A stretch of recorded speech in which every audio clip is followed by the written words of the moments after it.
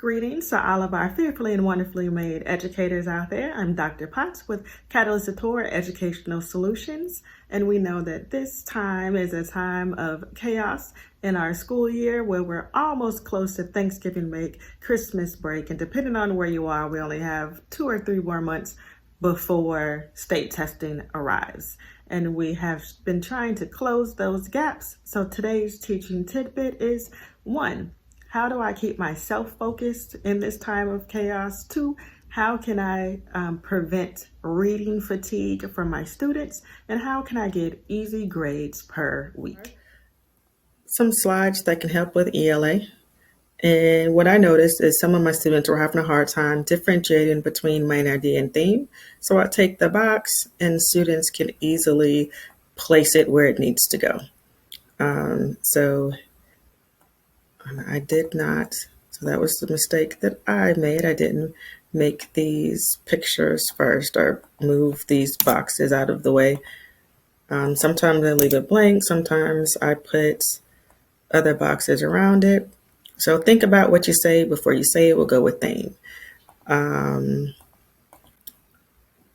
Dogs have larger bites than cats could be a main idea of an article. And so I would do this at the end of the day, like an exit ticket. So they would just move over these boxes and I would go ahead and pre-type in some of the ideas from the articles, or during the lesson, during our group discussion, and we're talking about main idea and theme, I would, as they give me ideas, I wouldn't tell them if it's main idea or theme, but I would type it up in the box based on the response. And then at the end of the class period, they would see, or I would release this slide to them, and they would have to quickly move the boxes around based on what they said of where they thought it goes. Does it go under main idea or does it go over theme?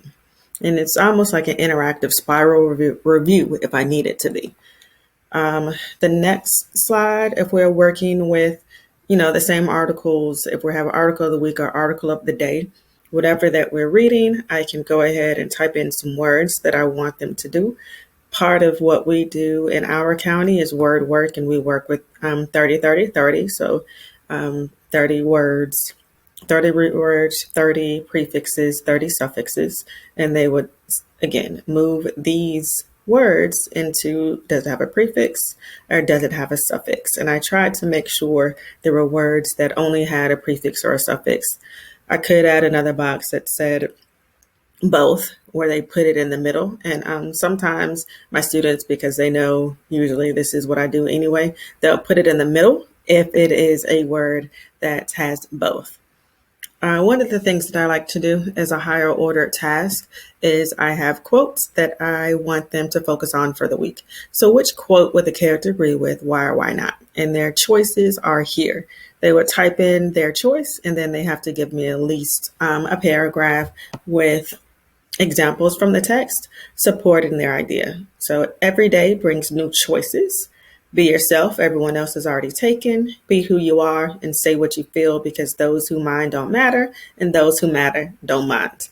No one can make you feel inferior without your consent. If you were a book that you wanted to read, but it hasn't been written yet, then you must write it.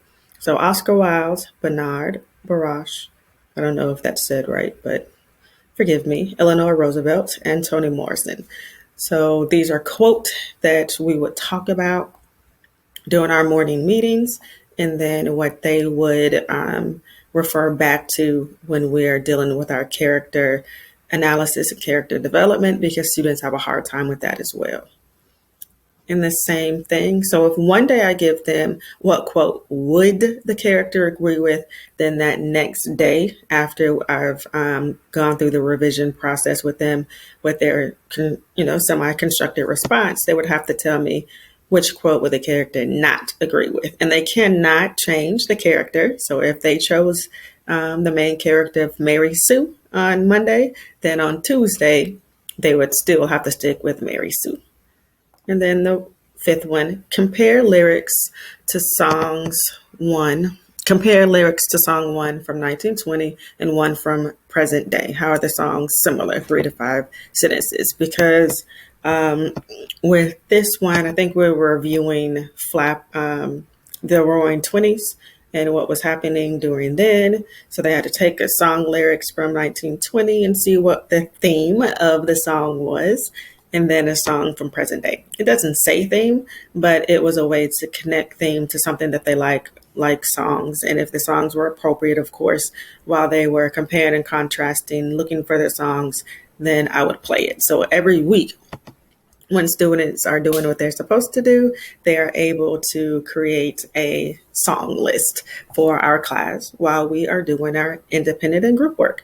When I'm looking up high interest articles, I usually go to commentants.org to find free resources. They have Kids Scoop, Time for Kids, NPC Learn, Tween Tribune, Nat Geo Kids, Kid Post, Newsella, Science News for Kids, Dogo News. I think kids like that a lot. News for Kids, CNN 10, we do every day.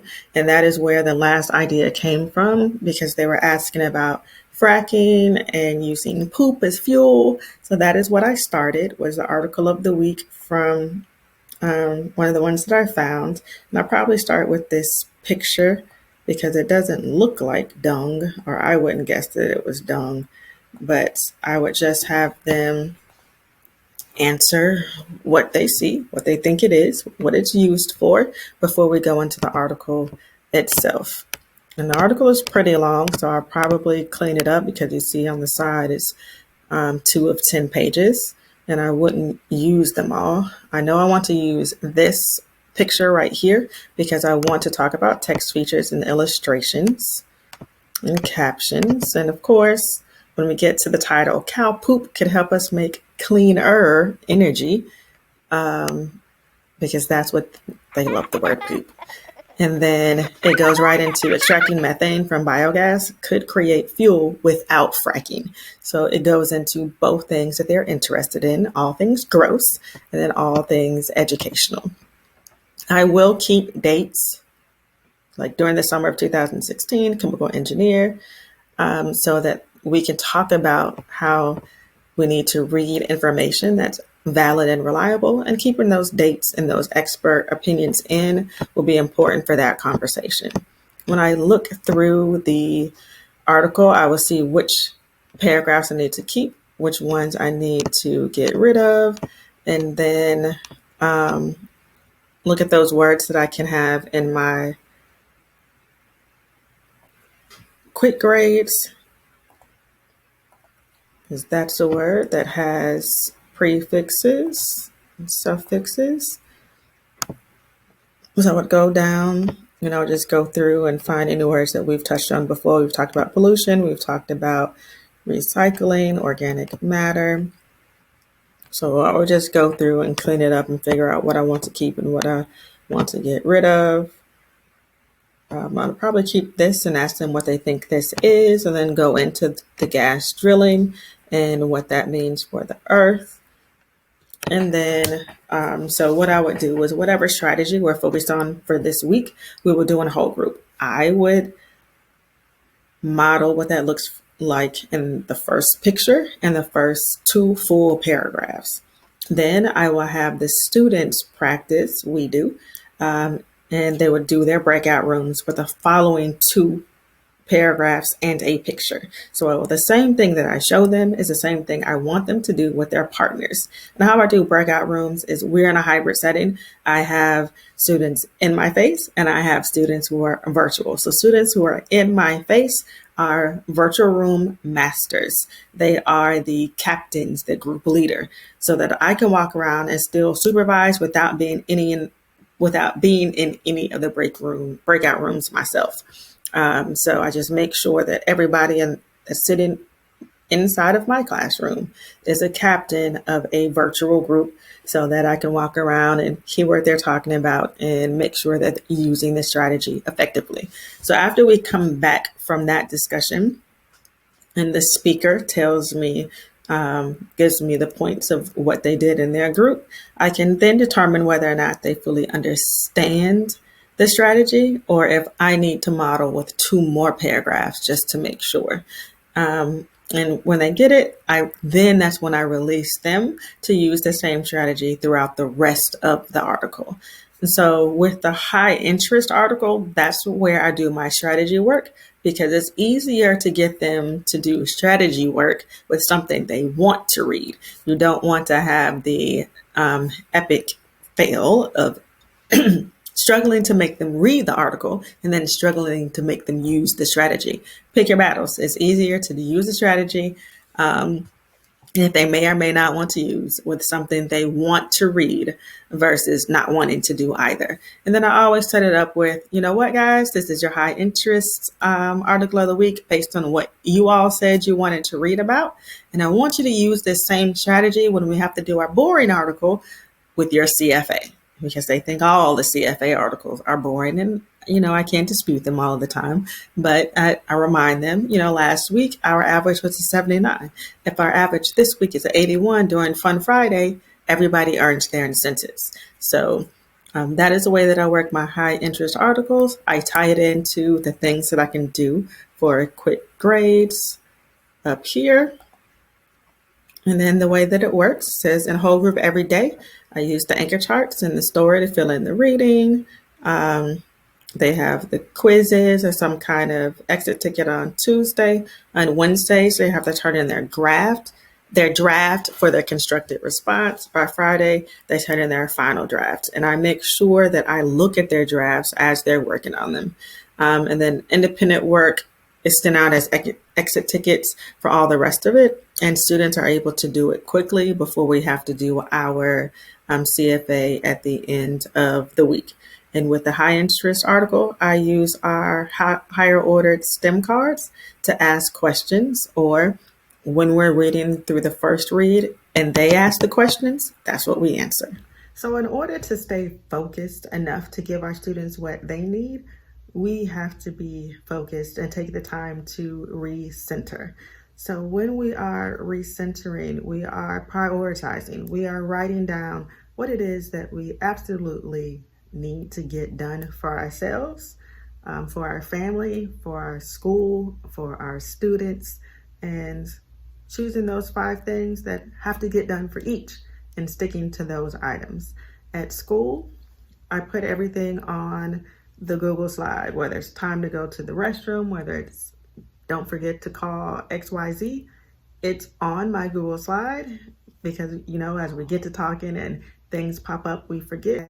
It's easier for me just to have it on the Google slideshow, because I show it all day anyway, so that as soon as I hear the slide switching, because I also put different sounds and songs on the slides, so I know, okay, I either need to pick up the pace to make sure that we get it done. So anything where there's upbeat music means it has to get done quickly. We need to do it, but we need to do it quickly. Anything that has a slow is, okay, we need to take the time and make sure that we really get it right.